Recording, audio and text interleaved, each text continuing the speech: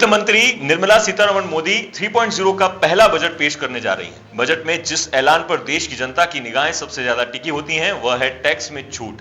इस बार के बजट से टैक्स पेयर यही उम्मीदें लगाए बैठे हैं, लेकिन दुनिया में ऐसे भी देश हैं जो जनता से टैक्स नहीं वसूलते हैं। जानिए एक रिपोर्ट के आधार पर वह कौन से देश हैं। पहला है संयुक्त अरब अमीरात यानी यूएई, जहां जनता से किसी भी तरह का कोई व्यक्तिगत टैक्स नहीं लिया जाता है। इसके बजाय सरकार अप्रत्यक्ष करों जैसे वैट और अन्य शुल्कों पर निर्भर करती है। दूसरा बहरीन, जहां प्रमुख तौर पर डायरेक्ट टैक्स के बजाय अप्रत्यक्ष करों और अन्य शुल्कों पर निर्भर करती है। ऐसा माना जाता है कि यह तरीका देश के छोटे व्यवसायों और स्टार्टअप्स के लिए बेहद अनुकूल साबित होता है और इससे इकोनॉमी में भी रफ्तार आती है।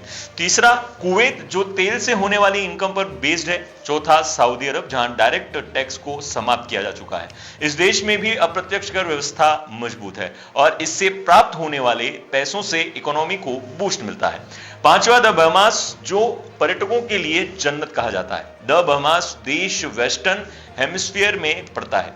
छठा ब्रुनेई, जहां तेल के भंडार हैं। यह इस्लामिक किंगडम दुनिया के साउथ ईस्ट एशिया में पड़ता है। इनके अलावा कैमेन आइलैंड्स, जो उत्तर अमेरिका महाद्वीप में कैरेबियन क्षेत्र में पड़ता है, यह पर्यटकों के लिए भी आकर्षक जगह है। ओमान, जो मजबूत ऑयल और गैस सेक्टर माना जाता है। कतर, जो अपने ऑयल सेक्टर में काफी मजबूत है। यूरोप का मोनाको देश काफी छोटा है, इसके बावजूद भी यहां के नागरिकों से कभी भी इनकम टैक्स नहीं वसूला जाता है।